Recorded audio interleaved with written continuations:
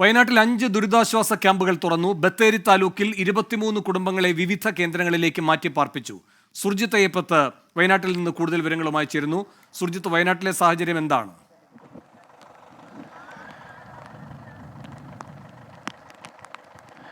വേണു, ഞാനിപ്പോൾ ഉള്ളത് ഈ വേങ്ങപ്പുറം വേങ്ങപ്പള്ളി ചോൽപ്പുറം എന്ന് പറയുന്ന പ്രദേശത്താണ് ഞാനുള്ളത്. ഇവിടെ നമുക്ക് സുകുമാരൻ ചേട്ടനുണ്ട്, ഒപ്പം പ്രണവുണ്ട്, ഇവരൊക്കെയുണ്ട്. എന്തായാലും ഇത് ഞാനിപ്പോൾ ഉള്ളതൊരു പാടമാണ്. പാടത്തിൽ നടുക്കിലൂടെ ഒരു തോട് കടന്നു പോകുന്നുണ്ട്, അത് നമുക്ക് കാണാം. അവിടെ ആ തോട് കടന്നു പോകുന്നുണ്ട്. ആ തോട് അതിൽ നടുവിലൂടെ റോഡ് കടന്നു പോകുന്നുണ്ട്. ആ റോഡ് മുങ്ങിയ നിലയിലാണ് ഇപ്പോൾ ഉള്ളത്. ഒരു വണ്ടി പോകുന്നത് നമുക്ക് കാണാൻ പറ്റും. എന്തായാലും ഇവിടെ വലിയ ആഴം ഉള്ള ഒരു സ്ഥലമാണ്. 2 ആൾ താഴ്ചയിൽ ആഴമുള്ള പാടമാണ്. ഇവിടെയൊക്കെ വെള്ളം നിറഞ്ഞിരിക്കുകയാണ്.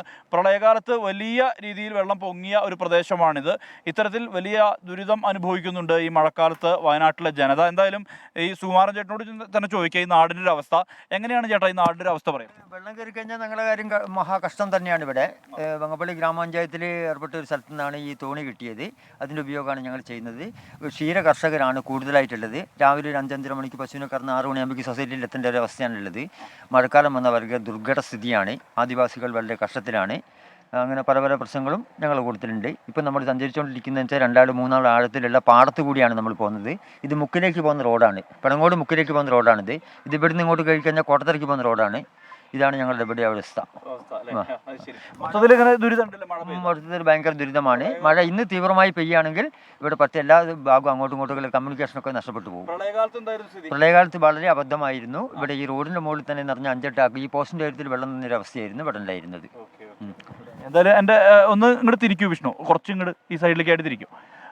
ഇതാണ് ഇവിടുത്തെ അവസ്ഥ. ഇവർ പറയുന്ന പോലെ തന്നെയാണ് ഇവിടുത്തെ അവസ്ഥ.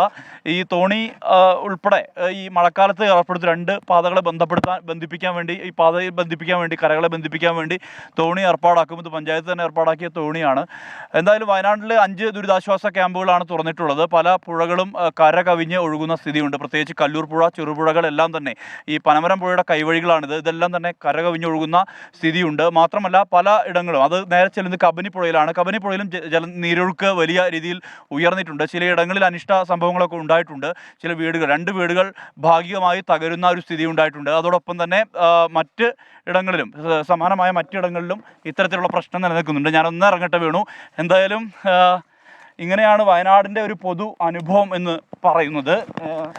ഈ ഇവിടുത്തെ അവസ്ഥ ഈ വിധത്തിൽ തന്നെയാണ്. ഇങ്ങനെ റോഡും പാടവും എല്ലാം തന്നെ ഒന്നായ സ്ഥിതിയാണ് ഉള്ളത്. ആ റോഡും ഇതൊക്കെ ഒന്നായിട്ടുണ്ട്. ഇവിടെ മാത്രമല്ല, മറ്റ് മലയോര മേഖല, ഒപ്പം തന്നെ മണ്ണിടിച്ചിൽ സാധ്യതയുള്ള മേഖല, ഇവിടെ എല്ലാം തന്നെ ജാഗ്രതാ നിർദ്ദേശവും നൽകിയിട്ടുണ്ട്. അതാണ് ഇവിടുത്തെ ഒരു പൊതു അനുഭവം എന്ന് പറയുന്നത്. പഞ്ചായത്ത് മെമ്പർ അദ്ദേഹമാണ്. എന്താണ് ഇവിടുത്തെ ഒരു പൊതുസ്ഥിതി എങ്ങനെ പറയും? മഴക്കാലം ഇവിടെ എല്ലാ പ്രാവശ്യവും വെള്ളം കയറാറുള്ളതാണ്. 3-4 പ്രാവശ്യമൊക്കെ വെള്ളം കയറും. വലിയ പൊക്കത്തിൽ കയറും. വയനാട്ടിലെ വെള്ളമൊക്കെ ഇതിൻ്റെ മുകളിലേക്ക് കയറിയിട്ടുണ്ട്.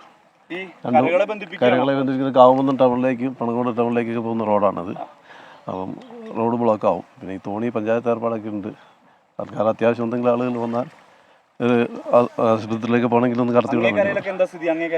അങ്ങോട്ട് കുറച്ചുകൂടി വെള്ളം വരും. പിന്നെ അവർക്ക് ഇങ്ങോട്ട് വരാൻ പറ്റില്ല, മാർഗില്ല. വേണു, അങ്ങേക്കരയിലുള്ള ആളുകളെ ബന്ധിപ്പിക്കുന്ന റോഡാണ് ഇപ്പോൾ പൂർണ്ണമായും വെള്ളത്തിലായിരിക്കുന്നത്. ഇതുപോലെ പല സ്ഥലങ്ങളിലും, അതായത് ഈ വയനാടിൻ്റെ താഴ്ന്ന പ്രദേശങ്ങളിലെല്ലാം തന്നെ പൊതുസ്ഥിതി ഈ വിധത്തിൽ തന്നെയാണ് കാര്യങ്ങൾ.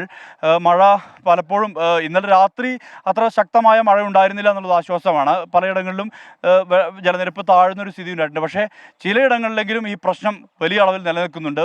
മണ്ണിടിച്ചിൽ സാധ്യതയുള്ള ഭീഷണിയുള്ള സ്ഥലങ്ങളിൽ നിന്നെല്ലാം തന്നെ ആളുകൾക്ക് ജാഗ്രതാ നിർദ്ദേശം നൽകിയിട്ടുണ്ട്. ഇന്ന് അവധിയാണ് വിദ്യാലയങ്ങൾക്ക്. അതോടൊപ്പം തന്നെ കൃത്യമായ രീതിയിൽ ആളുകളെ പ്രശ്നബാധിത സാധ്യതയുള്ള മേഖലകളിൽ എല്ലാം തന്നെ ആളുകൾ ജാഗ്രത പാലിക്കണമെന്നുള്ള നിർദ്ദേശം നൽകിയിട്ടുണ്ട്. ഇതാണ് വയനാടിൻ്റെ ഇപ്പോൾ നിലവിലെ ചിത്രം. ശരി, സുർജിത്ത് അയ്യപ്പത്താണ് വയനാട്ടിൽ നിന്ന് വിവരങ്ങളുമായി ചേർന്നത്.